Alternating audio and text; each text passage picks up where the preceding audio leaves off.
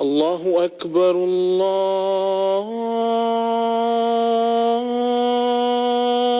الله أكبر الله أكبر الله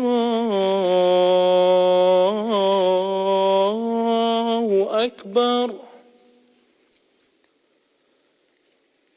أشهد أن لا إله إلا الله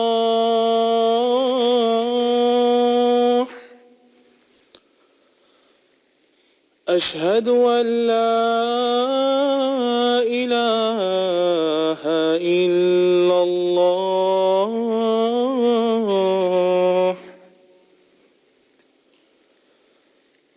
أشهد أن محمدًا رسول الله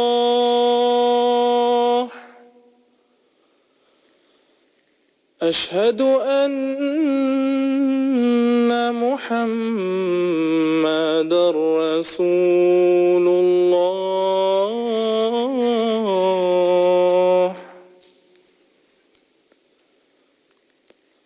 حي على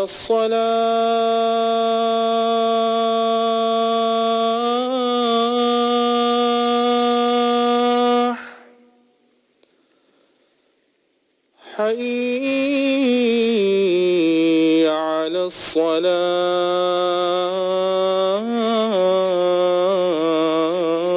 الصلاة حي على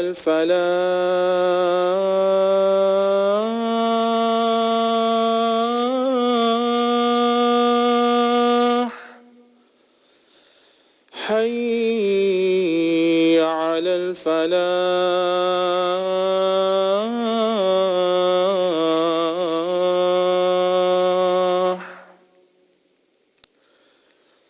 الله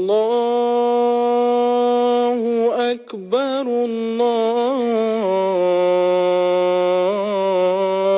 الله أكبر لا إله إلا الله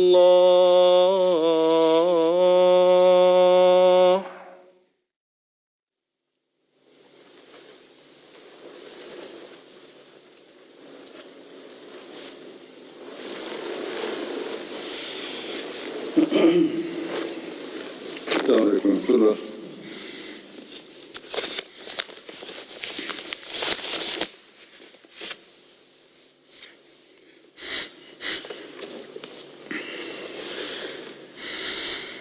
أشهد أن لا إله إلا الله وحده لا شريك له وأشهد أن محمدًا عبده ورسوله أما بعد فأعوذ بالله من الشيطان الرجيم بسم الله الرحمن الرحيم الحمد لله رب العالمين الرحمن الرحيم مالك يوم الدين إياك نعبد وإياك نستعين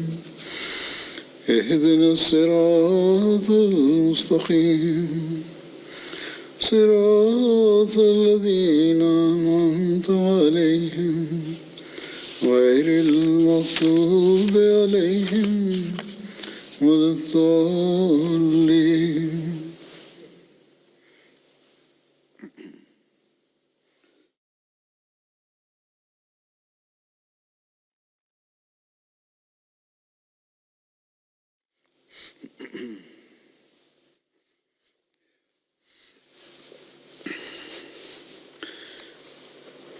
آج میں حضرت عثمان رضی اللہ عنہ کا ذکر شروع کروں گا، چند ہفتے تک یہ جاری رہے گا.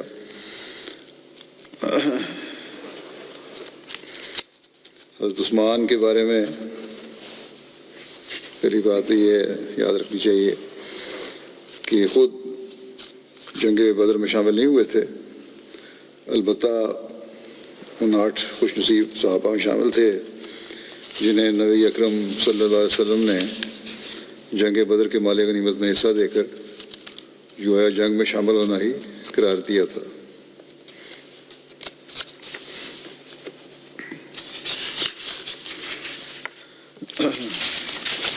آپ کا نام عثمان بن عفان بن ابو العاص بن امیہ بن عبد شمس بن عبد مناف بن قصی بن کلاب ہے۔ اس طرح آپ کا سلسلہ نسب رسول اللہ صلی اللہ علیہ وسلم کے سلسلہ نسب کے ساتھ 5ویں پشت پر عبد مناف پر جا کر ملتا ہے۔ حضرت عثمان کی والدہ کا نام اروا بنت قریظ تھا۔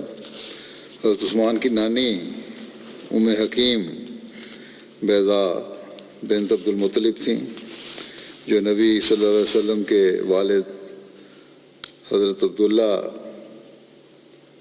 کی سگی بہن تھیں۔ ایک روایت کے مطابق رسول اللہ صلی اللہ علیہ وسلم کے والد حضرت عبداللہ اور حضرت عثمان کی نانی ام حکیم بیضا بنت عبد المطلب جڑواں پیدا ہوئے تھے۔ حضرت عثمان کی والدہ اروا بنت قریظ نے صلح حدیبیہ کے بعد اسلام قبول کر لیا تھا اور مکے سے ہجرت کر کے مدینہ آ گئیں اور اپنے بیٹے حضرت عثمان کے دور خلافت میں فوت ہونے تک مدینہ میں ہی قیام پذیر رہیں۔ حضرت عثمان کے والد زمانہ جاہلیت میں ہی فوت ہو گئے تھے۔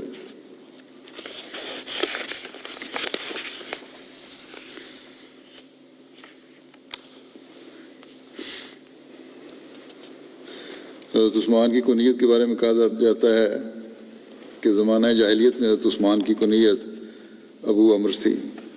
جب حضرت رقیہ بنت رسول صلی اللہ علیہ وسلم سے آپ کے بیٹے عبداللہ پیدا ہوئے تو اس کی مناسبت سے پھر مسلمانوں میں آپ کی کنیت ابو عبداللہ بھی معروف ہو گئی۔ ابن اسحاق کے مطابق نبی کریم صلی اللہ علیہ وسلم نے اپنی بیٹی حضرت رقیہ کی شادی حضرت عثمان سے کی جو غزوہ بدر کے ایام میں وفات پا گئیں۔ اس پر حضرت صلی اللہ علیہ وسلم نے اپنی دوسری بیٹی حضرت رقیہ کی بہن حضرت ام کلثوم سے حضرت عثمان کی شادی کر دی۔ اس وجہ سے آپ کو ذو النورین کہا جانے لگا۔ یہ بھی بیان کیا گیا ہے کہ آپ کو ذو النورین اس لیے کہا جاتا تھا کہ آپ ہر رات نماز تہجد میں بہت زیادہ تلاوت قرآن کریم کیا کرتے تھے، چونکہ قرآن نور ہے اور قیام اللیل بھی نور ہے، اس لیے آپ ذو النورین یعنی 2 نوروں والا کے لقب سے مشہور ہو گئے۔ یہ بھی ایک روایت ملتی ہے۔ حضرت عثمان کی ولادت کے بارے میں جو ایک صحیح قول کے مطابق حضرت عثمان عام الفیل کے 6 سال بعد مکے میں پیدا ہوئے، اور یہ بھی کہا گیا ہے کہ آپ طائف میں پیدا ہوئے تھے۔ آپ رسول اللہ صلی اللہ علیہ وسلم سے تقریباً 5 سال چھوٹے تھے۔ آپ کے قبول اسلام کے بارے میں بیان کیا جاتا ہے جو یزید بن رومان روایت کرتے ہیں کہ ایک دفعہ حضرت عثمان بن عفان اور حضرت طلحہ بن عبید اللہ دونوں حضرت زبیر بن عوام کے پیچھے نکلے اور رسول اللہ صلی اللہ علیہ وسلم کی خدمت میں حاضر ہوئے۔ آپ نے ان دونوں کے سامنے اسلام کا پیغام پیش کیا اور انہیں قرآن کریم پڑھ کر سنایا اور انہیں اسلام کے حقوق کے بارے میں آگاہ کیا اور ان سے اللہ تعالیٰ کی طرف سے ملنے والی عزت و اکرام کا وعدہ کیا۔ اس پر وہ دونوں حضرت عثمان اور حضرت طلحہ ایمان لے آئے اور آپ کی تصدیق کی۔ پھر حضرت عثمان نے عرض کیا، یا رسول اللہ، میں حال ہی میں ملک شام سے واپس آیا ہوں۔ جب ہم معان اور زرقا مقام کے درمیان پڑاؤ کیے ہوئے تھے، معان اردن کے جنوب میں حجاز کی حدود کے قریب ایک شہر ہے، اور زرقا یہ معان کے ساتھ ایک واقعہ ہے۔ بہرحال کہتے ہیں وہاں ہم پڑاؤ کیے ہوئے تھے اور ہم سوئے ہوئے تھے کہ ایک منادی کرنے والے نے اعلان کیا کہ اے سونے والو جاگو، یقیناً احمد مکے میں ظاہر ہو چکا ہے۔ پھر جب ہم واپس پہنچے تو ہم نے آپ کے بارے میں سنا۔ حضرت عثمان رسول اللہ صلی اللہ علیہ وسلم کے دار ارقم میں داخل ہونے سے پہلے قدیمی اسلام لانے والوں میں سے تھے۔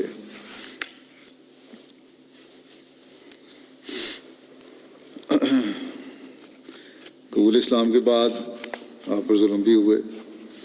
موسیٰ بن محمد اپنے والد سے روایت کرتے ہیں کہ جب حضرت عثمان بن عفان نے اسلام قبول کیا تو آپ کے چچا حکم بن ابو العاص بن امیہ نے آپ کو پکڑ کر رسیوں سے باندھ دیا اور کہا کیا تم اپنے آباء و اجداد کا دین چھوڑ کر نیا دین اختیار کرتے ہو؟ بخدا میں تمہیں ہرگز نہیں کھولوں گا یہاں تک کہ تم اپنا یہ نیا دین چھوڑ نہ دو۔ اس پر حضرت عثمان نے کہا خدا کی قسم میں اسے کبھی نہیں چھوڑوں گا اور نہ اس سے علیحدگی اختیار کروں گا۔ حکم نے جب آپ کے دین پر مضبوطی کی حالت دیکھی تو پھر مجبوراً آپ کو چھوڑ دیا۔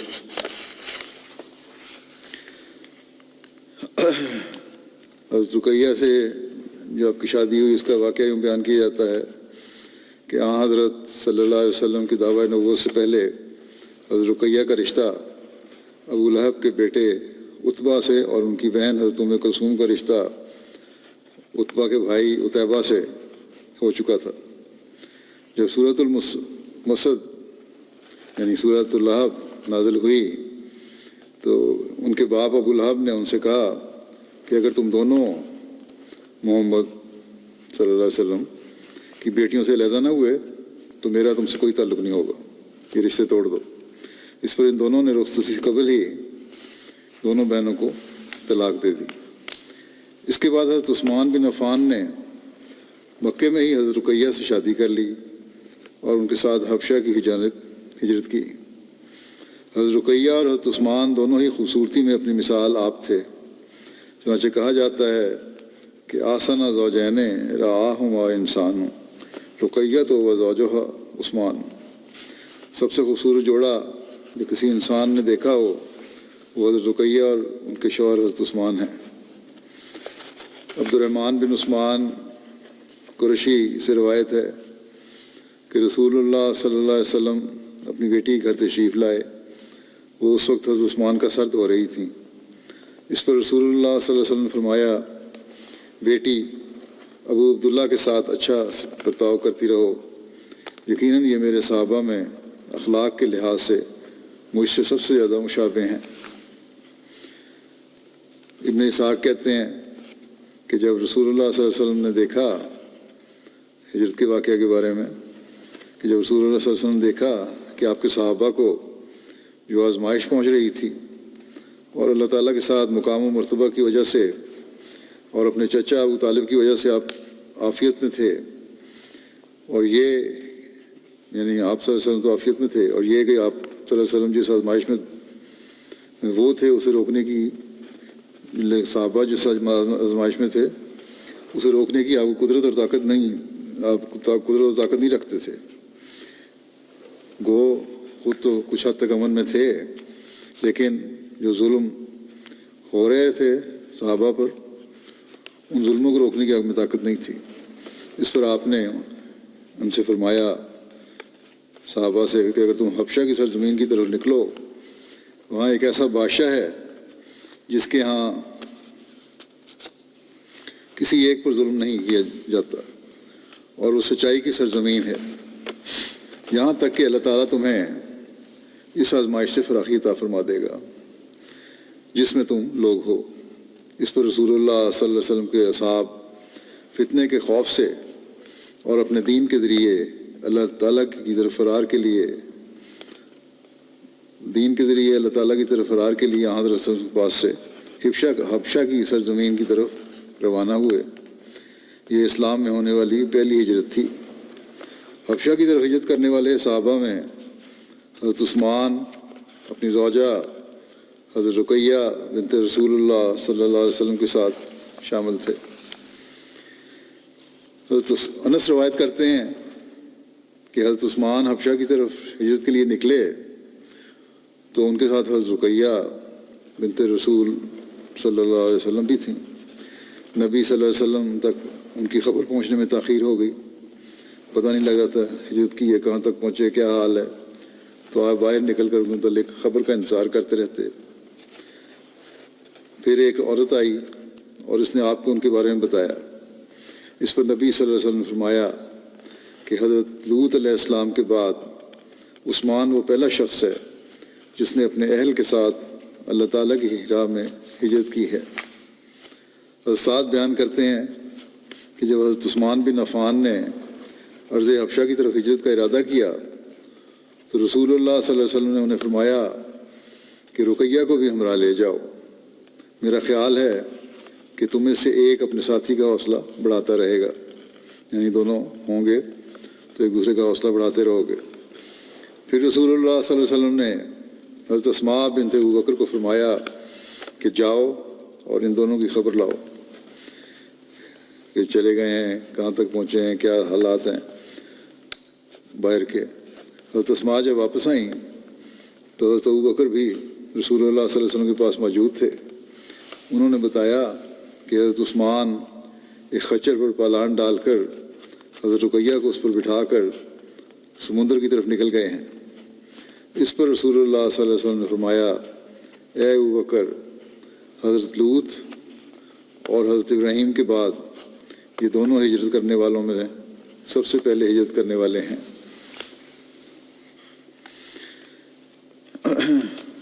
حبشہ سے ان کی واپسی کا واقعہ بھی بیان ہوا ہے۔ ابن اسحاق کہتے ہیں کہ رسول اللہ صلی اللہ علیہ وسلم کے جن صحابہ نے حبشہ کی طرف ہجرت کی تھی انہیں خبر پہنچی کہ مکہ والے اسلام لے آئے۔ اس پر یہ مہاجرین حبشہ سے مکہ کی طرف واپس لوٹے۔ جب وہ مکہ کے قریب پہنچے تو انہیں معلوم ہوا کہ یہ خبر غلط تھی۔ اس پر یہ لوگ پوشیدہ طور پر یا کسی کی امان میں آ کر مکے میں داخل ہوئے۔ ان میں سے بعض تو ایسے تھے کہ جنہوں نے پھر مدینہ ہجرت کی اور بدر اور احد کی جنگ میں آپ کے ساتھ یعنی رسول پاک صلی اللہ علیہ وسلم کے ساتھ شریک ہوئے، اور بعض ایسے تھے جن کو کفار نے مکے میں ہی روک لیا اور وہ جنگ بدر وغیرہ میں شریک نہیں ہو سکے۔ حبشہ سے آ کر پھر مکے سے مدینہ ہجرت کرنے والوں میں حضرت عثمان اور ان کی بیوی حضرت رقیہ بنت رسول صلی اللہ علیہ وسلم بھی شامل تھیں۔ حضرت عثمان حبشہ میں چند سال رہے۔ یہ کتاب میں ایک جگہ یہ لکھا ہے کہ چند سال رہے۔ اس کے بعد جب بعض صحابہ قریش کے اسلام کی غلط خبر پا کر اپنے وطن واپس آئے تو حضرت عثمان بھی آ گئے۔ یہاں آ کر معلوم ہوا کہ یہ خبر جھوٹی ہے۔ اس بنا پر بعض صحابہ پھر حبشہ کی طرف لوٹ گئے، مگر حضرت عثمان مکے میں ہی رہے یہاں تک کہ مدینے کی ہجرت کا سامان پیدا ہو گیا، اور رسول اللہ صلی اللہ علیہ وسلم نے اپنے تمام صحابہ کو مدینہ کی طرف ہجرت کا ارشاد فرمایا تو حضرت عثمان بھی اپنے اہل و عیال کے ساتھ مدینہ تشریف لے گئے۔ ایک روایت میں یہ ذکر ملتا ہے کہ حضرت عثمان دوبارہ حبشہ کی طرف ہجرت کر گئے تھے، لیکن اکثر کتب سیرت میں حضرت عثمان کی حبشہ کی طرف اس دوسری ہجرت کا ذکر نہیں ہے۔ ویسے بھی ہجرت ثانیہ حبشہ ثانیہ کا جو پس منظر اور تفصیلات کتب سیرت و حدیث میں بیان ہوئی ہیں، محتاط سیرت نگار اس کو منوان اس طرح تسلیم نہیں کرتے، کیونکہ درایتاً ایسا ممکن نہیں ہے۔ چنانچہ ہجرت حبشہ کا ذکر کرتے ہوئے حضرت مرزا بشیر احمد صاحب نے جو اپنی تحقیق کی ہے وہ بیان کرتے ہیں کہ اس میں کچھ حصہ میں پہلے گزشتہ بعض صحابہ کے ذکر میں کر چکا ہوں، لیکن بہرحال یہاں بھی ذکر ضروری ہے۔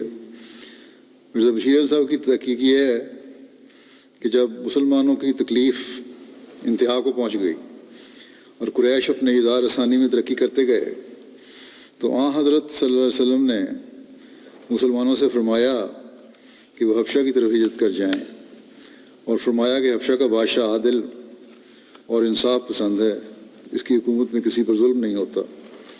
حبشہ کا ملک جو انگریزی میں ایتھوپیا یا ایبیسینیا کہلاتا ہے، بر اعظم افریقہ کے شمال مشرق میں واقع ہے اور جائے وقوع کے لحاظ سے جنوبی عرب کے بالکل مقابل پر ہے، اور درمیان میں بحیرہ احمر کے سوا کوئی اور ملک حائل نہیں ہوتا۔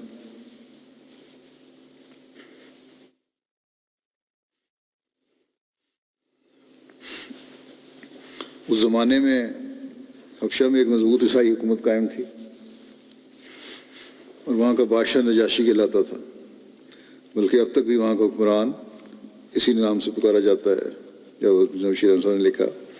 حبشہ کے ساتھ عرب کے تجارتی تعلقات تھے اور ان ایام میں حبشہ کا دارالسلطنت اکسوم تھا، جو موجودہ شہر آڈوا کے قریب واقع ہے اور اب تک ایک مقدس شہر کی صورت میں آواز چلاتا ہے۔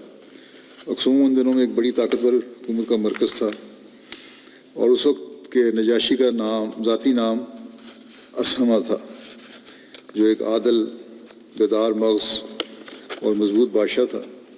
بہرحال جب مسلمانوں کی تکلیف انتہا کو پہنچی تو آن حضرت صلی اللہ علیہ وسلم نے ان سے ارشاد فرمایا کہ جن جن سے ممکن ہو حبشہ کی طرف ہجرت کر جائیں۔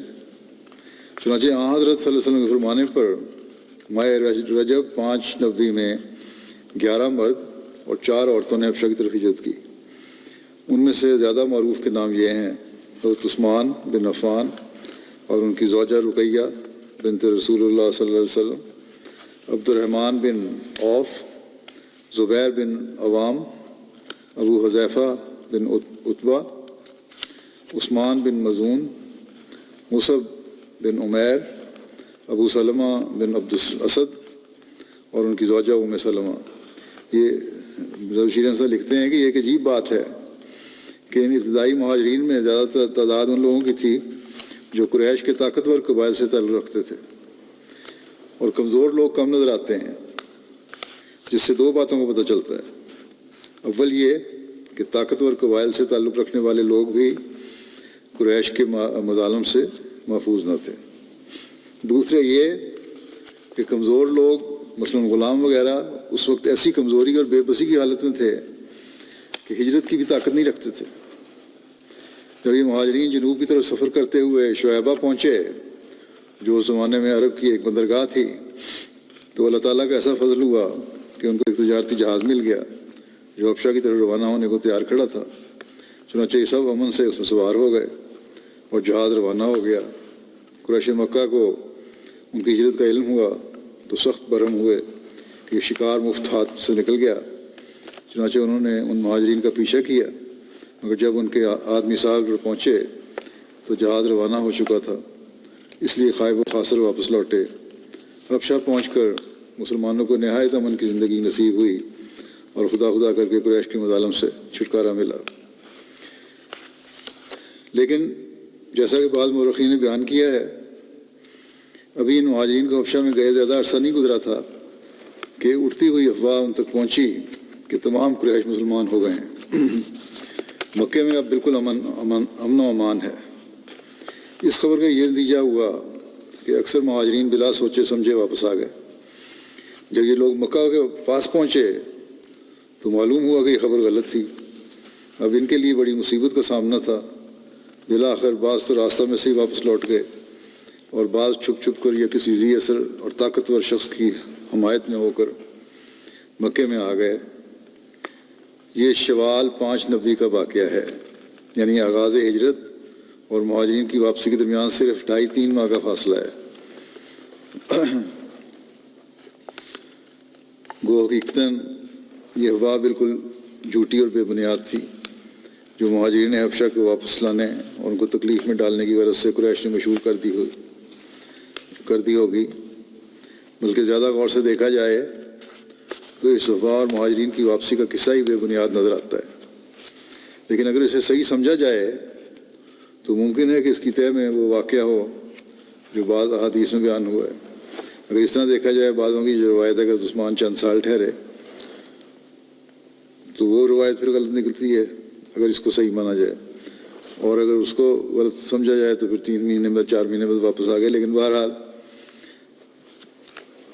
اس مرزا بشیر احمد صاحب کی تحقیق یہ ہے کہ یہ بات غلط ہی ہے.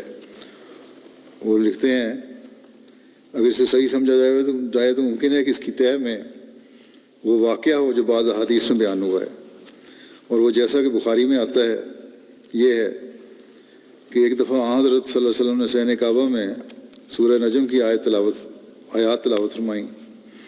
اس وقت وہاں کئی ایک رؤسائے کفار بھی موجود تھے اور بعض مسلمان بھی تھے. جب آپ نے سورہ ختم کی تو آپ نے سجدہ کیا اور آپ کے ساتھ ہی تمام مسلمان اور کافر بھی سجدے میں گر گئے. بہرحال کفار کے سجدے کی وجہ حدیث میں بیان نہیں ہوئی کہ وہ کیوں گر گئے، لیکن معلوم ہوتا ہے کہ جب حضرت صلی اللہ علیہ وسلم نے نہایت پر اثر آواز میں آیات الہی کی تلاوت فرمائی، اور وہ آیات بھی ایسی تھیں جن میں خصوصیت کے ساتھ خدا کی وحدانیت اور اس کی قدرت و جبروت کا نہایت فصیح و بلیغ رنگ میں نقشہ کھینچا گیا تھا اور اس کے احسانات یاد دلائے گئے تھے، اور پھر ایک نہایت پر رعب و پر جلال کلام میں قریش کو ڈرایا گیا تھا کہ اگر وہ اپنی شرارتوں سے باز نہ آئے تو ان کا وہی حال ہوگا جو ان سے پہلے ان قوموں کا ہوا جنہوں نے خدا کے رسولوں کی تکذیب کی. اور پھر آخر میں ان آیات میں حکم دیا گیا تھا کہ آؤ اور اللہ کے سامنے سجدہ میں گر جاؤ. اور ان آیات کی تلاوت کے بعد حضرت صلی اللہ علیہ وسلم اور سب مسلمان یکلخت سجدے میں گر گئے. تو اس کلام اور اس نظارے کا ایسا ساحرانہ اثر قریش پر ہوا کہ وہ بھی بے اختیار ہو کر مسلمانوں کے ساتھ سجدے میں گر گئے. اور یہ تعجب کی کوئی بات نہیں ہے، کیونکہ ایسے موقعوں پر ایسے حالات کے ماتحت بسا اوقات انسان کا قلب مروب ہو جاتا ہے اور وہ بے اختیار ہو کر ایسی حرکت کر بیٹھتا ہے جو دراصل اس کے اصول و مذہب کے خلاف ہوتی ہے. ضروری نہیں ہوتا کہ اس کو مان کے یہ خاص حرکت ہوئی ہو، بے اختیاری میں بعض دفعہ حرکت ہو جاتی ہے. بعض اوقات ایک سخت اور ناگہانی آفت کے وقت ایک دہریہ بھی اللہ اللہ یا رام رام پکار اٹھتا ہے. میں نے بھی بعض دہریوں سے پوچھا ہے اور وہ کہتے ہیں بالکل ٹھیک بات ہے کہ باوجود اس کے ہمیں خدا پہ یقین نہیں، کوئی ایسی خطرناک حالت ہو تو بے اختیار منہ سے خدا کا لفظ نکل آتا ہے. تو بہرحال قریش تو دہریہ نہیں تھے، بلکہ وہ خدا کی ہستی کے قائل تھے. بس جب اس پر رعب اور پر جلال کلام کی تلاوت کے بعد مسلمانوں کی جماعت یکلخت سجدے میں گر گئی تو اس کا ایسا ساحرانہ اثر ہوا کہ ان کے ساتھ قریش بھی بے اختیار ہو کر سجدے میں گر گئے. لیکن ایسا اثر عموماً وقتی ہوتا ہے اور انسان پھر جلد ہی اپنی اصل کی طرف لوٹ جاتا ہے. چنانچہ یہاں بھی ایسا ہی ہوا اور سجدے سے اٹھ کر قریش پھر وہی بت پرست کے بت پرست تھے، یہ نہیں کہ وہ معاہد بن گئے تھے. بہرحال یہ ایک واقعہ ہے جو صحیح احادیث سے ثابت ہے. بس اگر مہاجرین حبشہ کی واپسی کی خبر درست ہے تو ایسا معلوم ہوتا ہے کہ اس واقعہ کے بعد قریش نے جو مہاجرین حبشہ کے واپس لانے کے لیے بےتاب ہو رہے تھے اپنے اس فعل کو آڑ بنا کر خود ہی یہ افواہ مشہور کر دی ہوگی کہ قریش مکہ مسلمان ہو گئے ہیں اور یہ کہ اب مکے میں مسلمانوں کے لیے بالکل امن ہے. اور جب یہ افواہ مہاجرین حبشہ کو پہنچی تو وہ طبعاً اسے سن کر بہت خوش ہوئے اور سنتے ہی خوشی کے جوش میں واپس آ گئے. لیکن جب وہ مکے کے پاس پہنچے تو حقیقت امر سے آگاہی ہوئی، جس پر بعض تو چھپ چھپ کر اور بعض کسی طاقتور اور صاحب اثر رئیس قریش کی حفاظت میں ہو کر مکے میں آ گئے اور بعض واپس چلے گئے. بس اگر قریش کے مسلمان ہو جانے کی افواہ میں کوئی حقیقت تھی تو وہ صرف اسی قدر تھی جو سورہ نجم کی تلاوت پر سجدہ کرنے والے واقعے میں بیان ہوئی ہے. واللہ عالم. بہرحال اگر مہاجرین نے حبشہ واپس آئے بھی تھے تو ان میں سے اکثر پھر واپس چلے گئے، اور چونکہ قریش دن بدن اپنی اظہار رسانی میں ترقی کرتے جاتے تھے اور ان کے مظالم روز بروز بڑھ رہے تھے، اس لیے حضرت صلی اللہ علیہ وسلم کے ارشاد پر دوسرے مسلمانوں نے بھی خفیہ ہجرت کی تیاری شروع کر دی. اور موقع پا کر آہستہ آہستہ نکلتے گئے۔ یہ ہجرت کا سلسلہ ایسا شروع ہوا کہ بالآخر ان مہاجرین حبشہ کی تعداد 101 تک پہنچ گئی، جن میں 18 عورتیں بھی تھیں، اور مکے میں حضرت صلی اللہ علیہ وسلم کے پاس بہت تھوڑے مسلمان رہ گئے۔ اس ہجرت کو بعض مورخین ہجرت حبشہ ثانیہ کے نام سے موسوم کرتے ہیں۔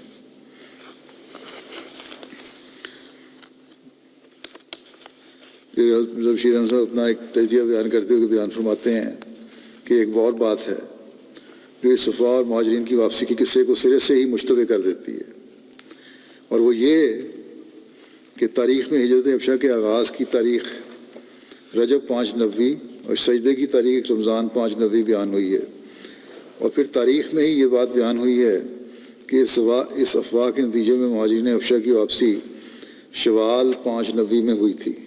گویا آغاز ہجرت اور واپسی مہاجرین کے زمانوں میں صرف 2 سے لے کر 3 ماہ کا فاصلہ تھا، اور اگر سجدے کی تاریخ سے زمانے کا شمار کریں تو یہ عرصہ صرف ایک ہی ماہ کا بنتا ہے۔ اب اس زمانے کے حالات کے لحاظ سے یہ قطعی طور پر ناممکن ہے کہ مکہ اور حبشہ کے درمیان اس قلیل عرصے میں 3 سفر مکمل ہو سکے ہوں، یعنی سب سے پہلے مسلمان مکے سے حبشہ پہنچے، اس کے بعد کوئی شخص قریش کے اسلام کی خبر لے کر مکے سے حبشہ گیا، اور پھر مسلمان حبشہ سے روانہ ہو کر مکے میں واپس آئے۔ ان 3 سفروں کی تکمیل قطع نظر اس عرصے کے جو زائد امور ہیں، جو زائد امور میں صرف ہو جاتا ہے، تیاری تیوری بھی ہوتی ہے، بہت چیزیں اس قلیل عرصے میں قطعاً ناممکن تھی۔ اور اس سے بھی زیادہ یہ بات ناممکن تھی کہ سجدے کے زمانے سے لے کر مہاجرین حبشہ کی مظلومہ واپسی تک 2 سفر مکمل ہو سکے ہوں، کیونکہ اس زمانے میں مکے سے حبشہ جانے کے لیے پہلے جنوب میں آنا پڑتا تھا، پھر وہاں سے کشتی لے کر جو ہر وقت موجود نہیں ملتی تھی، بحر احمر کو عبور کر کے افریقہ کے ساحل تک جانا ہوتا تھا، اور پھر ساحل سے لے کر حبشہ کے دارالسلطنت اکسوم تک جو ساحل سے کافی فاصلے پر ہے پہنچنا پڑتا تھا۔ اور اس زمانے کے آہستہ سفروں کے لحاظ سے اس قسم کا ایک سفر بھی 1.5-2 ماہ سے کم عرصے میں ہرگز مکمل نہیں ہو سکتا تھا۔ اس جہت سے گویا یہ قصہ سرے سے ہی غلط اور بے بنیاد قرار پاتا ہے، لیکن اگر بالفرض اس میں کوئی حقیقت تھی بھی تو وہ یقیناً اس سے زیادہ نہیں تھی جو بیان کر دی ہے اوپر، اللہ عالم۔ بہرحال اس کی وجوہات جو بھی تھیں، کچھ عرصے کے بعد حضرت عثمان کی حبشہ سے واپسی ہو گئی، اور پھر حضرت عثمان کی مدینہ کی طرف ہجرت اور مواخات کا ذکر اس طرح ملتا ہے کہ محمد بن جعفر بن زبیر سے روایت ہے کہ جب حضرت عثمان نے مکے سے مدینہ کی طرف ہجرت فرمائی تو آپ قبیلہ بنو نجار میں حضرت حسان بن ثابت کے بھائی حضرت اوس بن ثابت کے گھر ٹھہرے۔ موسیٰ بن محمد اپنے والد سے روایت کرتے ہیں کہ رسول اللہ صلی اللہ علیہ وسلم نے حضرت عثمان اور حضرت عبد الرحمن بن عوف کے مابین عقد مواخات قائم فرمایا تھا۔ ایک روایت کے مطابق حضرت شداد بن اوس کے والد حضرت اوس بن ثابت اور حضرت عثمان کے مابین عقد مواخات قائم فرمایا گیا تھا، اور یہ بھی کہا جاتا ہے کہ حضرت ابو عبادہ سعد بن عثمان زرقی سے حضرت عثمان کا عقد مواخات قائم ہوا تھا۔ ایک روایت کے مطابق حضرت عثمان کی مواخات نبی کریم صلی اللہ علیہ وسلم نے اپنے ساتھ قائم فرمائی تھی۔ چنانچہ طبقات کبریٰ میں لکھا ہے کہ ابن لبیبہ بیان کرتے ہیں کہ جب حضرت عثمان بن عفان مسعور ہو گئے، یعنی آخری دنوں میں جب دشمنوں نے آپ کو مسعور کر دیا، ہر طرح کی پابندی لگا دی، تو آپ نے ایک اونچی کوٹری کے روشن دان سے جھانک کر لوگوں سے پوچھا، کیا تم میں طلحہ ہے؟ انہوں نے کہا جی ہاں ہے۔ آپ نے انہیں فرمایا کہ تمہیں اللہ کی قسم دے کر پوچھتا ہوں، اللہ تعالیٰ کو کہا کہ کیا آپ کو علم ہے نا کہ جب رسول اللہ صلی اللہ علیہ وسلم نے مہاجرین اور انصار کے درمیان مواخات قائم فرمائی تھی تو اس وقت آپ صلی اللہ علیہ وسلم نے اپنے ہمراہ میری مواخات قائم فرمائی تھی، یعنی آن صلی اللہ علیہ وسلم نے حضرت عثمان کو اپنے ساتھ مواخات میں رکھا تھا۔ اس پر حضرت تعالیٰ نے کہا کہ واللہ یہ درست ہے۔ اس پر حضرت طلحہ سے پوچھا گیا، جو ارد گرد مخالفین ہی تھے حضرت عثمان کے گھر کو گھیرے ہوئے، انہوں نے ان سے پوچھا، جواب تبلیغ کی کہ تم نے یہ کیا کیا؟ تو انہوں نے حضرت طلحہ نے بڑی جرأت سے جواب دیا کہ حضرت عثمان نے مجھ سے قسم لے کر پوچھا تھا، اور جس بات کے بارے میں پوچھا تھا وہ میری آنکھوں کے سامنے ہوئی تھی، تو کیا میں اس کی شہادت نہ دیتا؟ میں تو جھوٹ نہیں بول سکتا تھا، جو تمہاری مخالفتیں کرنی ہے کر لو۔ حضرت رقیہ کی وفات اور حضرت ام کلثوم سے شادی کا واقعہ کا ذکر اس طرح ملتا ہے کہ عبداللہ بن مکنف بن حارثہ انصاری بیان کرتے ہیں کہ جب رسول اللہ صلی اللہ علیہ وسلم غزوہ بدر کے لیے روانہ ہوئے تو حضرت عثمان کو اپنی بیٹی حضرت رقیہ کے پاس چھوڑا۔ وہ بیمار تھیں اور انہوں نے اس روز وفات پائی جس دن حضرت زید بن حارثہ مدینہ کی طرف اس فتح کی خوشخبری لے کر آئے جو بدر میں اللہ تعالیٰ نے رسول اللہ صلی اللہ علیہ وسلم کو عطا فرمائی تھی۔ رسول اللہ صلی اللہ علیہ وسلم نے حضرت عثمان کے لیے بدر کے مال غنیمت میں حصہ مقرر فرمایا، اور آپ کا حصہ جنگ بدر میں شامل ہونے والوں کے برابر تھا۔ رسول اللہ صلی اللہ علیہ وسلم نے حضرت رقیہ کی وفات کے بعد حضرت عثمان بن عفان کے ساتھ اپنی صاحبزادی حضرت ام کلثوم کی شادی کر دی۔ حضرت ابو ہریرہ سے روایت ہے کہ نبی صلی اللہ علیہ وسلم حضرت عثمان سے مسجد کے دروازے پر ملے اور فرمانے لگے کہ عثمان، یہ جبریل ہیں، انہوں نے مجھے خبر دی ہے کہ اللہ تعالیٰ نے ام کلثوم کا نکاح رقیہ جتنے حق مہر پر اور اس سے تمہارے حسن سلوک پر تمہارے ساتھ کر دیا۔ یعنی دوسری بیٹی کا نکاح بھی اللہ تعالیٰ نے کہا کہ حضرت عثمان سے کر دیا جائے۔ حضرت عائشہ نے بیان فرمایا کہ جب رسول اللہ صلی اللہ علیہ وسلم نے ام کلثوم کی شادی حضرت عثمان سے کی تو آپ نے حضرت ام ایمن سے فرمایا، میری بیٹی ام کلثوم کو تیار کر کے عثمان کے ہاں چھوڑاؤ اور اس کے سامنے دف بجاؤ۔ چنانچہ انہوں نے ایسا ہی کیا۔ رسول اللہ صلی اللہ علیہ وسلم 3 دن کے بعد حضرت ام کلثوم کے پاس تشریف لائے اور فرمایا، اے میری پیاری بیٹی، تم نے اپنے شوہر کو کیسا پایا؟ ام کلثوم نے عرض کیا، وہ بہترین شوہر ہیں۔ حضرت ام کلثوم حضرت عثمان کے ہاں 9 ہجری تک رہیں، اس کے بعد وہ بیمار ہو کر وفات پا گئیں۔ رسول اللہ صلی اللہ علیہ وسلم نے ان کی نماز جنازہ پڑھائی اور ان کی قبر کے پاس بیٹھے۔ حضرت انس بیان کرتے ہیں کہ انہوں نے نبی کریم صلی اللہ علیہ وسلم کو حضرت ام کلثوم کی قبر کے پاس اس حال میں بیٹھے ہوئے دیکھا کہ آپ کی آنکھیں اشک بار تھیں۔ بخاری کی ایک روایت میں اس واقعے کا یوں ذکر ہوا ہے کہ حلال نے حضرت انس بن مالک رضی اللہ عنہ سے روایت کی، وہ کہتے تھے کہ ہم رسول اللہ صلی اللہ علیہ وسلم کی بیٹی کے جنازے میں موجود تھے۔ انہوں نے کہا کہ رسول اللہ صلی اللہ علیہ وسلم قبر کے پاس بیٹھے ہوئے تھے، اور تو میں نے دیکھا کہ آپ کی آنکھیں آنسو بہا رہی تھیں۔ ایک روایت میں ہے کہ رسول اللہ صلی اللہ علیہ وسلم نے حضرت ام کلثوم کی وفات پر فرمایا، اگر میری کوئی تیسری بیٹی ہوتی تو میں اس کی شادی بھی عثمان سے کروا دیتا۔ حضرت ابن عباس بیان کرتے ہیں کہ رسول اللہ صلی اللہ علیہ وسلم ایک جگہ سے گزرے تو دیکھا کہ حضرت عثمان وہاں بیٹھے تھے۔ حضرت ام کلثوم بنت رسول صلی اللہ علیہ وسلم کی وفات کے غم میں رو رہے تھے۔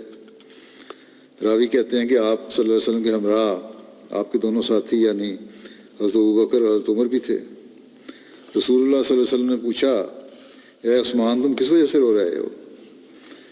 آپ حضرت عثمان نے عرض کیا کہ اے اللہ کے رسول صلی اللہ علیہ وسلم، میں اس وجہ سے رو رہا ہوں کہ میرا آپ سے دامادی کا تعلق ختم ہو گیا۔ دونوں بیٹیاں فوت ہو گئیں۔ آپ نے فرمایا کہ مت رو، قسم ہے اس ذات کی جس کے قبضہ قدرت میں میری جان ہے کہ اگر میری 100 بیٹیاں ہوتیں اور ایک ایک کر کے فوت ہو جاتی تو ان میں ہر ایک کے بعد دوسری کو تجھ سے بیاہ دیتا، یہاں تک کہ 100 میں سے ایک بھی باقی نہ رہتی۔ بہرحال یہ ایک محبت کا اظہار تھا جو دونوں طرف سے ہوا، ایک فکر تھی حضرت عثمان کی، جو اس رشتے کا جو تعلق تھا وہ آن صلی نے قائم رکھا، اور یہ یقین دہانی کرائی کہ یہ تعلق تو قائم ہے۔ باقی ذکر انشاءاللہ آئندہ ہوگا۔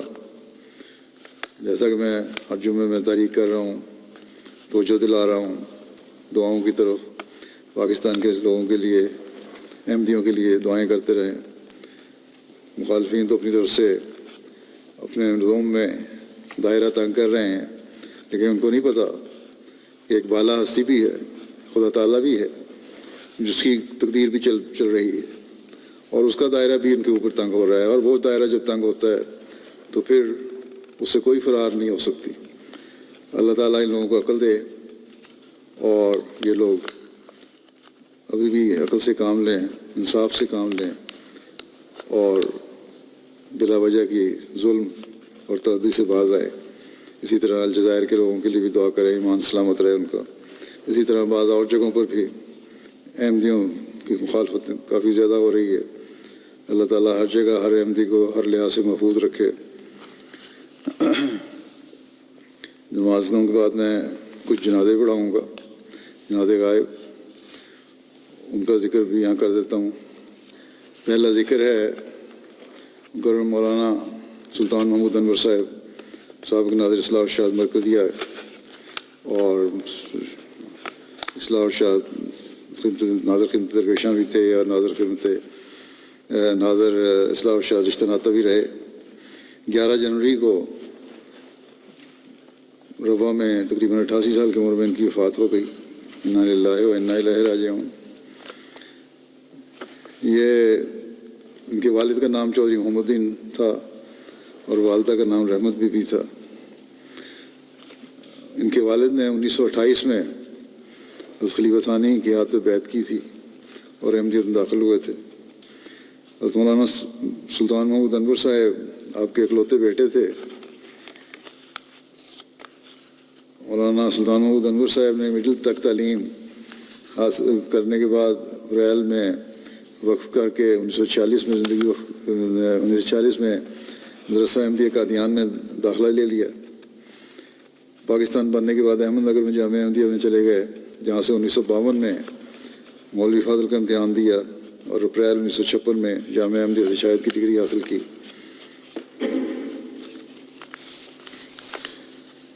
ان کی شادی وہیں محمودہ شوکت صاحبہ بن چودھری سعد الدین صاحب سے ہوئی. نکاح انہوں کا مولانا جلال الدین صاحب شمس نے پڑھایا 1960 میں جلسہ سالانہ کے موقع پر. ان کی اولاد میں 4 بیٹے اور 2 بیٹیاں ہیں. 2 بیٹے ان کے، ایک بیٹا ان کے احسان محمود وقف زندگی ہیں، ربا میں طریقے کی دفاتر میں خدمت کی توفیق پا رہے ہیں. گورنر مولانا صاحب کی پہلی تقرری گجرات میں ہوئی تھی. نیز آپ نے بطور مربی سلسلہ مختلف شہروں میں پاکستان کے خدمات سر انجام دیں. 1974 سے 1978 تک گانا میں بھی رہے. یہ اس دور میں جب میں بھی وہاں تھا، یہ تھے وہاں، اور میں نے دیکھا ہے کہ بڑی بے نفس ہو کے وہاں خدمت کی. 1982 سے 1983 تک سیکرٹری مجلس کارپرداز بھی رہے یہ. پھر صدر مجلس کارپرداز مقرر ہوئے 83 میں.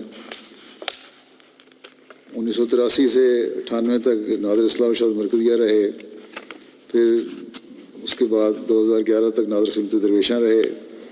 پھر 2011 سے 17 تک ناظر رشتہ ناطہ رہے، اور بیماری کی وجہ سے 2017 میں ریٹائر ہو گئے تھے.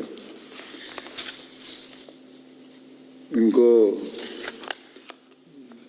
تبلیغ کرنے کا ملکہ، لوگوں سے بات چیت کرنے کا ملکہ، تقریر کا ملکہ بھی بہت تھا. متعدد ایسے واقعات ہیں ان کے کہ مختلف مسالک کے لوگوں سے تعلق رکھنے والے لوگوں سے اور علماء سے ان کی اختلافی مسائل پر گفتگو ہوتی اور بڑے ٹھوس اور علمی جواب دیتے. بڑے اچھے مقرر تھے، جیسا کہ میں نے کہا. سامعین کو، سننے والوں کو اپنی طرف کھینچ لیتے تھے. مربیان جو ان کے ساتھ کام کرنے والے ہیں وہ بھی یہی لکھتے ہیں کہ ہمیں ساتھ لے کر چلنے والے تھے. ہر ایک نے یہی لکھا کہ انتہائی شفقت کا سلوک ہم سے فرماتے تھے، اور خود بھی تہجد اور عبادت کرنے والے لوگوں کو، مربیان کو بھی خاص طور پر تہجد اور عبادت کی تلقین کیا کرتے تھے۔ خلافت سے وفا اور اطاعت کا ایک غیر معمولی معیار تھا ان کا۔ بعض ابتلاء بھی آیا ان پہ خلافت رابعہ میں ذرا سا، لیکن کامل اطاعت کے ساتھ انہوں نے وہ دور گزارا اور ماتحت رہ کر بھی کام کیا، بلکہ ان کو کسی نے کہا بھی کہ آپ پہلے ناظر تھے، اب آپ کو ناظر کے بجائے کسی ناظر کے ماتحت کام کرنا پڑ رہا ہے۔ تو انہوں نے کہا کہ میرے عمر بیان نے بھی لکھا ہے، ان کی ایک بیٹی نے بھی لکھا تھا کہ خلیفہ وقت زیادہ بہتر جانتے ہیں کہ کس کی کہاں کیا ضرورت ہے۔ میں نے وقف کیا ہوا ہے، مجھے چاہے جھاڑو دینے پہ لگا دیا جائے، میں تو وہی کام کروں گا جس کا خلیفہ وقت کا ارشاد ہے۔ اور اللہ تعالیٰ نے پھر بہتر حالات کیے اور ان کی اس کامل وفا اور اطاعت کے نمونے کو میں سمجھتا ہوں قبولیت کا رنگ ملا، اور پھر ان کو دوبارہ صدر احمدیہ کے ممبر بھی بنے اور ناظر بھی بنے۔ جہاں بھی رہے امیر کے ساتھ مکمل ان کا تعاون اور اطاعت کا نمونہ ہوتا تھا، کراچی میں بھی اور دوسری جگہوں پہ بھی۔ تو اللہ تعالیٰ ان سے مغفرت اور رحم کا سلوک فرمائے، ان کی اولاد کو بھی ان کی نیکیوں کو جاری رکھنے کی توفیق عطا فرمائے۔ آپ نے بعض علمی کام بھی کیے ہوئے ہیں، تصنیفات لکھی ہیں۔ ایک ان کی تصنیف ہے کلمہ طیبہ کی عظمت کا قیام، احمدی کی پہچان۔ دوسری کتاب ہے ان کی اللہ تعالیٰ، حضرت محمد مصطفیٰ صلی اللہ علیہ وسلم، قرآن کریم اور خانہ کعبہ۔ پھر ایک کتاب ہے ان کی جماعت احمدیہ کی تعداد کا مسئلہ۔ پھر ایک کتاب ہے نفاذ شریعت میں ناکامی کے اسباب۔ پھر ان کی ایک کتاب ہے توہین رسالت کی سزا۔ بہرحال یہ ان کی تصانیف ہیں، علمی کام بھی انہوں نے کیے، جیسا کہ میں نے کہا وہ ٹھوس کام کرنے والے تھے۔ اللہ تعالیٰ سے رحم اور مغفرت کا سلوک فرمائے۔ دوسرا جنازہ ہے مولانا محمد عمر صاحب، سابق ناظر اصلاح شاد مرکزیہ قادیان کا، جو پی کے ابراہیم صاحب کے بیٹے تھے۔ 21 جنوری کو ان کی بھی وفات ہوئی ہے 87 سال کی عمر میں۔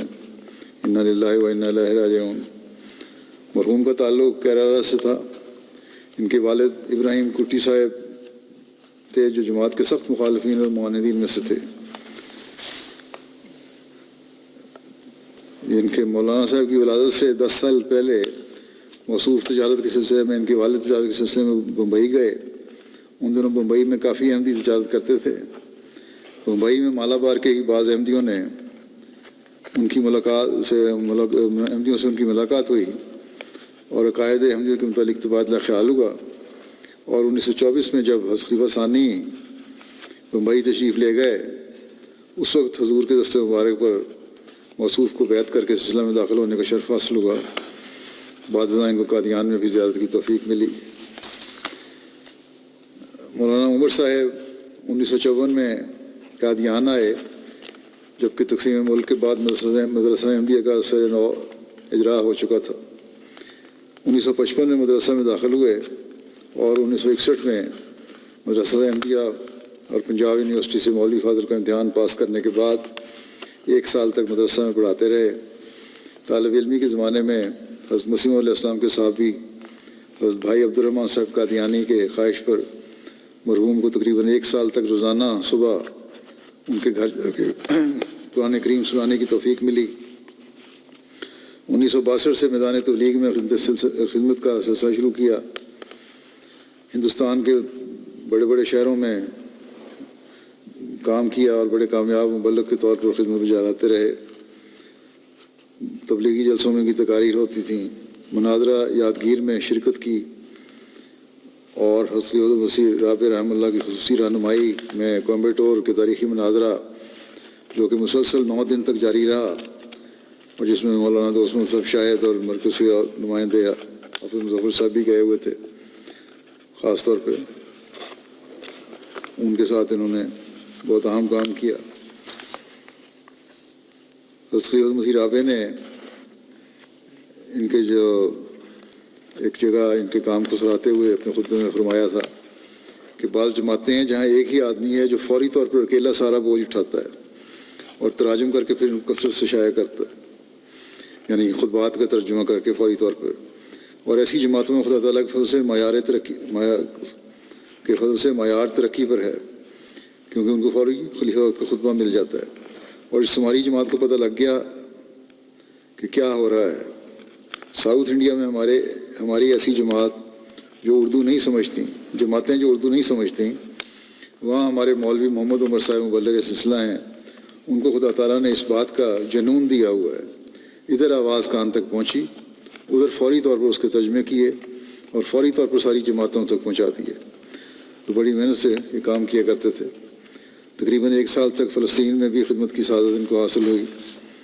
قرآن کریم اور حضرت مسیح علیہ السلام کی متعدد کتب اور رسالوں کی ملیالم اور تامل ترجمہ کرنے کی توفیق ملتی رہی. 2007 میں جب ان کو میں نے ناظر اصلاح شاہ مرکزیہ مقرر کیا اور پھر ایڈیشنل ناظر اصلاح شاہ تعلیم القرآن اور خیاضی مقرر کیا اور پھر بطور نائب ناظر اعلیٰ بھی خدمت کی توفیق ملی، تو بڑے آسن رنگ میں انہوں نے تمام خدمات سے انجام دیں. مدرسہ احمدیہ سے فارغ ہونے کے بعد مجموعی طور پر مرحوم کو 53 سال تک سلسلہ کی خدمت کی توفیق ملی. آپ کے پسماندگان میں 4 بیٹیاں ہیں اور داماد اور نواسے نواسیاں اور پڑنواسے نواسیاں بھی ہیں.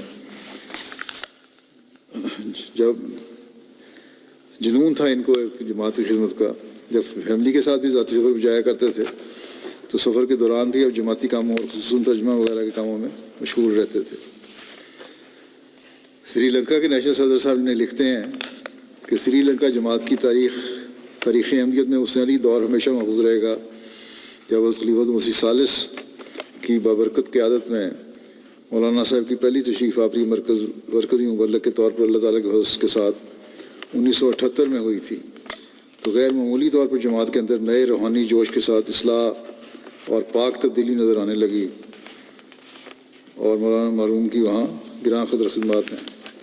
1994 میں کولمبو شہر میں رام کرشنا کے بڑے ہال میں مولانا صاحب کی ایک امن اور وحدت کے عنوان پر ایسی زبردست تقریر ہوئی جس کو سننے کے لیے 400 افراد سے زیادہ لوگ شامل ہوئے. خاص طور پر یہ رام کرشنا تحریک کے ملک کے صدر اور ملک کے ہندو کلچرل منسٹر آنریبل دیوراج مولانا مرحوم کی تقریر سے سن کر وجد میں آ گئے اور بہت تعریف کرنے لگے، کیونکہ اس تقریر میں مولانا صاحب نے گیتا کے حوالوں سے منتر پڑھ کر حضرت صلی اللہ علیہ وسلم کی سچائی کو ثابت کیا تھا. اسی لیے ان کی وہ تاریخی تقریر آج بھی ان لوگوں میں مقبول ہے. حضرت مسیح علیہ السلام کی 4 کتب تامل زبان میں ترجمہ کی اور مختلف موضوعات کے تحت 7 کتب تامل زبان میں خود تصنیف کیں. صوبہ تامل ناڈو میں جماعتی رسالہ سمدانہ وازری کا اجرا کر کے ایک طویل عرصے تک وہاں سے دوسرے صوبوں میں وہاں شائع کرتے رہے.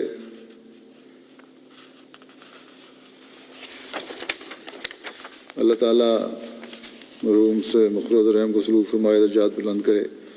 ان کی اولاد کو بھی کامل وفا کے ساتھ جماعت سے تعلق رکھنے کی توفیق دے. اگلا جنازہ ہے مکرم حبیب احمد صاحب مربی سلسلہ کا، جو محمد اسماعیل صاحب فیکٹری ایریا روا کے بیٹے تھے. 25 دسمبر کو اسلام آباد میں ہارٹ اٹیک سے 64 سال کی عمر میں وفات پا گئے. انا للہ و انا الیہ راجعون. 1979 میں جامعہ پاس کیا تھا انہوں نے. اس کے بعد پاکستان کے مختلف اضلاع میں ان کو توفیق ملی کام کی. 1989 سے 2003 تک نائجیریا میں خدمت کی توفیق پائی. اس دوران ستمبر 1998 سے اکتوبر 2000 تک امیر اور مشنری انچارج نائجیریا بھی رہے. عاجزی اور انکساری کے ساتھ خدمت بجا لاتے رہے.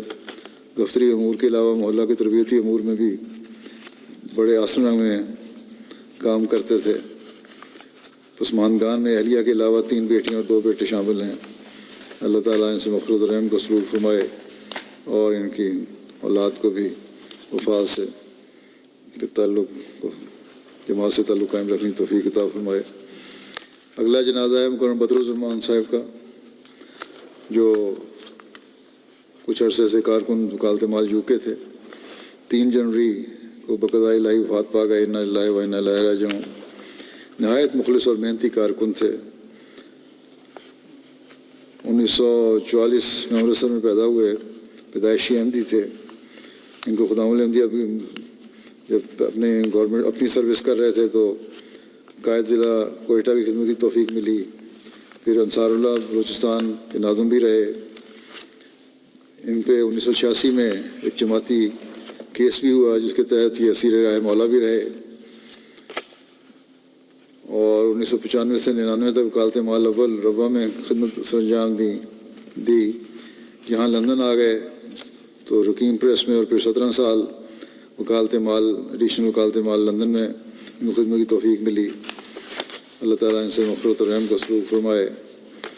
اگلا جنازہ ہے مکرم منصور احمد تحصیر صاحب کا، جو مولوی محمد احمد نعیم صاحب مربی سلسلہ کے بیٹے تھے اور کارکن تھے شعبہ احتساب وزارت الامور عامہ روا میں۔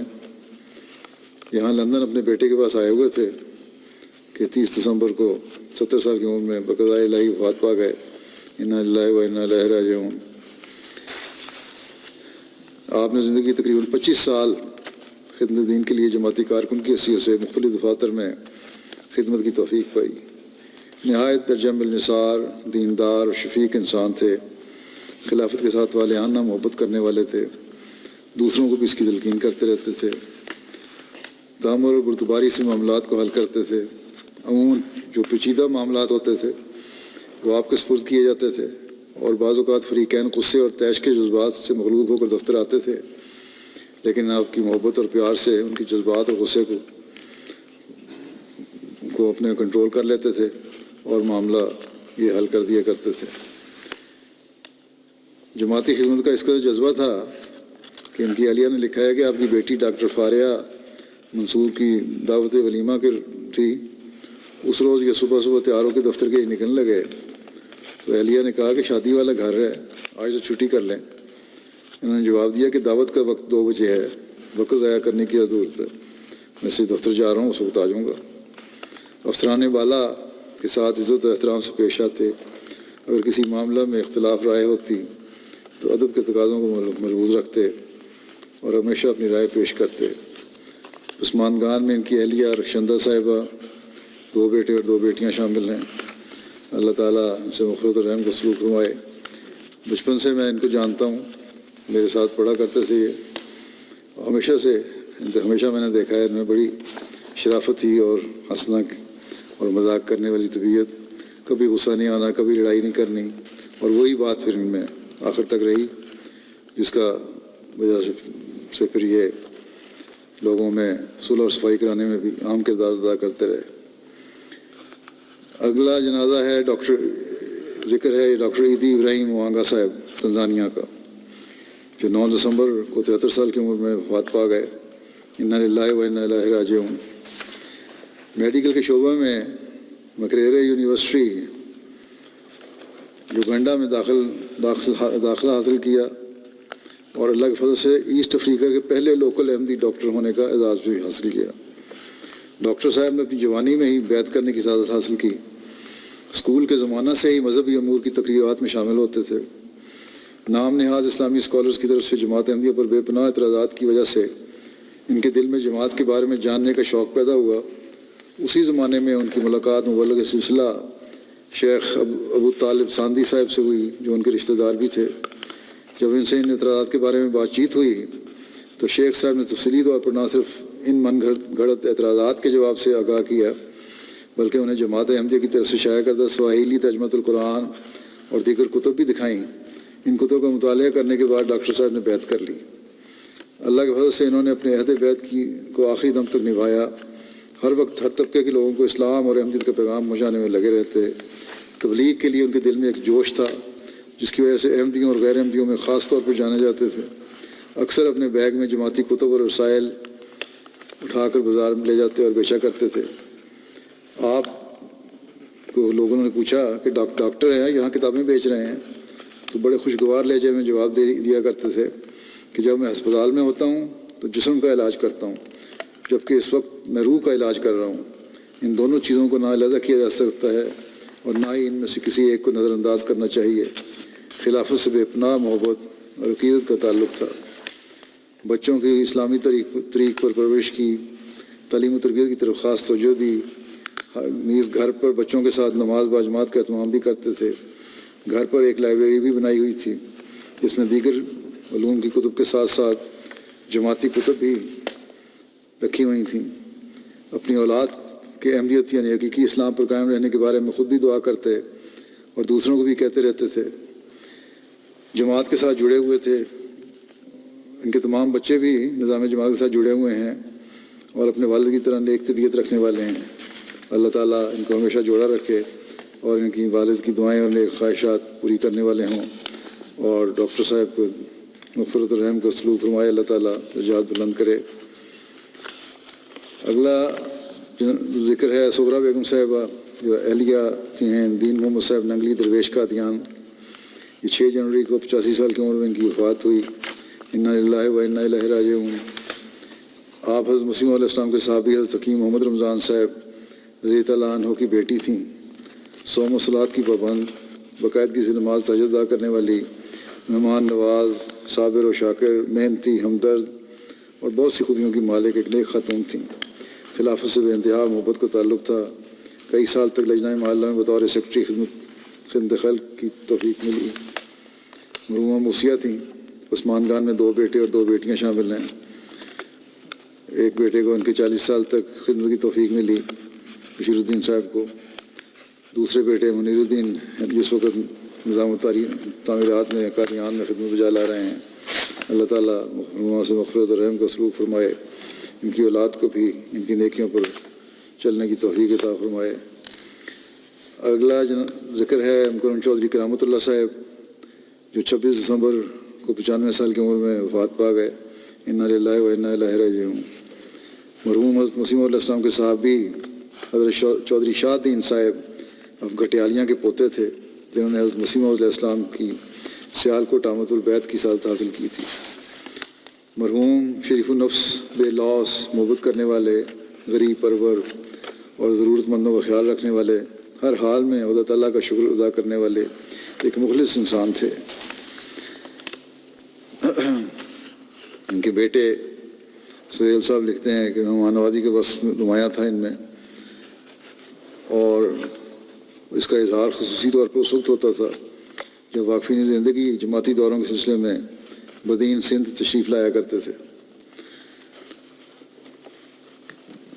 ان کو فرقان فورس میں بھی خدمت کی توفیق ملی۔ 1983 سے لے کر 2018 تک الفضل انٹرنیشنل کے دفتر میں رضاکارانہ خدمت بجا لاتے رہے۔ اپنے گھر کو شروع سے ہی جماعتی فنکشن کے لیے پیش کیا ہوا تھا، اور موجودہ گھر میں بھی ایک حصہ نماز سینٹر کے طور پر تعمیر کروایا۔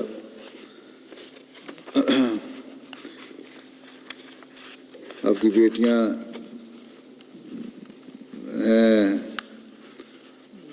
وہ بھی خدمت کی سرانجام دے رہی ہیں، بیٹا ہے وہ بھی خدمت کی سرانجام دے رہے ہیں جماعت کی۔ ایک ان کا نواسوں میں سے ایک نواسہ فراد احمد مربی سلسلہ بھی ہے یہیں یو کے میں، پریسنٹ میڈیا میں۔ اللہ تعالیٰ مرحوم سے مغفرت الرحم کا سلوک فرمائے، ان کی اولاد کو، ان کی نسل کو، ان کی نیکیوں کو جاری رکھنے کی توفیق عطا فرمائے۔ اگلا جنازہ ہے چودھری منور احمد خالد صاحب کا، جرمنی کا، جو 20 اگست کو 85 سال کی عمر میں وفات پا گئے تھے۔ انا للہ و انا الیہ راجعون۔ مرحوم کا نظام جماعت کے ساتھ گہرا تعلق تھا۔ تبلیغی اور تربیتی مساعی میں بھرپور حصہ لیتے تھے، اور جرمنی میں مختلف وقتوں میں بطور صدر اور جنرل سیکرٹری خدمت کی توفیق پائی۔ انصار اللہ کی خدمت کی بھی توفیق پائی میں مختلف عہدوں میں۔ اس کے علاوہ جو یہ پاکستان تھے تو وہاں تحریک جدید کی زمینوں پر بطور مینیجر بھی ان کو کام کرنے کی توفیق ملی۔ خلافت سے گہرا اخلاص کا تعلق تھا۔ مرحوم موسی تھے۔ عثمان خان میں اہلیہ کے علاوہ 5 بیٹے اور 6 بیٹیاں شامل ہیں۔ اگلا ذکر ہے نصیرہ بیگم صاحبہ، اہلیہ احمد صادق طاہر محمود، ریٹائرڈ مربی سلسلہ بنگلہ دیش کا، جو 28-27 نومبر کو بقضاء الہی وفات پا گئی تھیں۔ انا للہ و انا الیہ راجعون۔ مرحومہ محترم مولوی محمد صادق صاحب مولوی محمد صاحب سابق نیشنل امیر کی بیٹی تھیں. مرحومہ سو مسئلات کی پابند، دعا گو، مہمان نواز، صابر و شاکرہ، ایک نیک خاتون تھیں. رمضان میں باقاعدگی اس کے ساتھ قرآن کریم کی تلاوت کیا کرتی تھیں، ختم کرتی تھیں نیکیوں، اور اس کے علاوہ اور بہت ساری نیکیوں، خوبیوں اور نیکیوں کی حامل تھیں. اللہ تعالیٰ اور محمد سے مفروض رحم کو سلوک فرمائے. اگلا ذکر ہے رفیع الدین بٹ صاحب کا، جو 6 دسمبر کو 92 سال کی عمر میں وفات پا گئے تھے. انا للہ و انا الیہ راجعون. آپ حضرت مولوی خیر الدین صاحب صحابی حضرت مسیح علیہ السلام کے بیٹے تھے. اللہ تعالیٰ کے فضل سے آپ نے جوانی میں نظام وصیت میں شامل ہونے کی توفیق پائی. مختلف مقامات پر جماعتی خدمات کا موقع ملا. بدوم علی ضلع ناروال کے صدر جماعت اور امیر حلقہ واقعات رہے، امیر حلقہ بھی رہے، واقعات جماعت کے صدر بھی رہے. اسیر راہ مولا ہونے کا بھی ان کو اعزاز ملا. پسماندگان میں 4 بیٹیاں اور 1 بیٹا شامل ہیں، اور ان کے ایک داماد نسیم احمد صاحب نائجیریا میں بطور مبلغ خدمت کی توفیق پا رہے ہیں. اللہ تعالیٰ مرحوم سے مغفرت و رحم کا سلوک فرمائے. ان تمام مرحومین کے درجات بلند کرے، اپنے پیاروں کے قرب میں جگہ دے. نماز کے بعد جیسا کہ میں نے کہا ان کی نماز جنازہ غائب ادا کروں گا.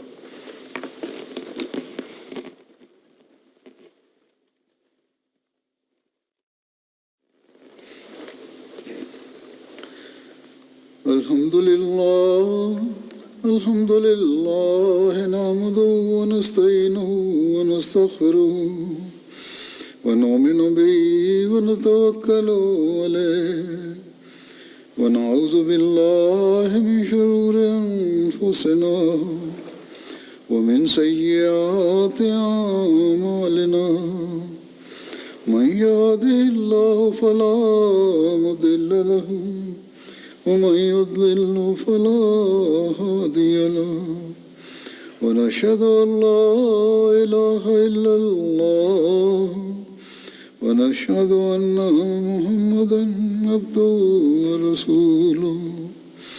عباد الله رحمكم الله، إن الله يأمر بالعدل والإحسان وإيتاء ذي القربى وينهى عن الفحشاء والمنكر والبغي يعظكم لعلكم تذكرون.